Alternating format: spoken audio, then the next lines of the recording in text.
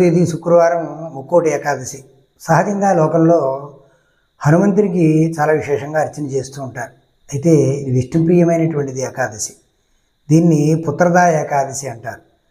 సంతానం కావలసినటువంటి వాళ్ళు ఈ ఏకాదశి ఖచ్చితంగా ఉపవాసం ఉండి ద్వాదశి రోజున భోజనం చేయడం చాలా విశేషం. ఇది ముక్కోటి ఏకాదశి అంటే సమస్తమైనటువంటి దేవతలకి కూడా పుణ్యప్రదమైనటువంటి యోగ్యతను కలగజేసినటువంటి సందర్భం, అలాగే వైకుంఠానికి చేరినటువంటి సందర్భం కూడా.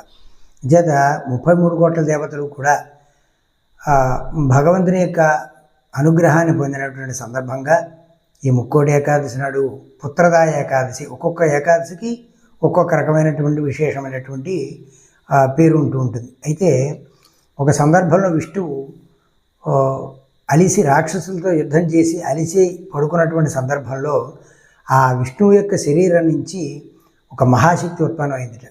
అదే ఏకాదశి. అది ఆ రాక్షసులు విష్ణువుని చంపడానికి వచ్చిన సందర్భంలో విష్ణువు నుంచి వచ్చినటువంటి శక్తి రాక్షసుల్ని సంహరించిందిట. సంహరించి ఆ విష్ణువు మెలుగు వచ్చేప్పటికీ విష్ణుమూర్తికి లేచి ఎదురుగుండా నుంచిందిట. అప్పుడు ఏమిటి కావాలి, నువ్వు ఎందుకు నుంచున్నావు అంటే, పక్కన రాక్షసుల యొక్క శవాలు కనపడుతున్నాయి, ఈ ఏకాదశి కనపడింది.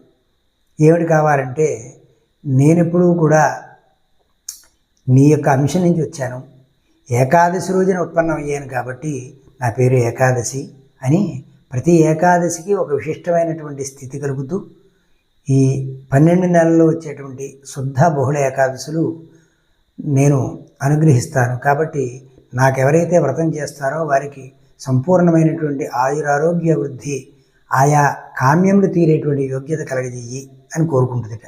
తథాస్తు అన్నట్టు విష్ణుమూర్తి. ఆ విధంగా ఏకాదశి అనేటువంటిది ఒక్కొక్క దానికి ఒక్కొక్క రకమైనటువంటి ఏకాదశికి ఒక్కొక్క రకమైన పేరుతో పిలుస్తారు. ఇప్పుడు ముక్కోటి పుత్రదా ఏకాదశి అంటారు. అంటే సంతానోత్పత్తి కావలసినటువంటి వాళ్ళు, అలాగే సంతానం సక్రమమైనటువంటి జీవనం సాగించాలనుకునేటువంటి వాళ్ళు ఖచ్చితంగా ఈ వ్రతాన్ని చేయాలి.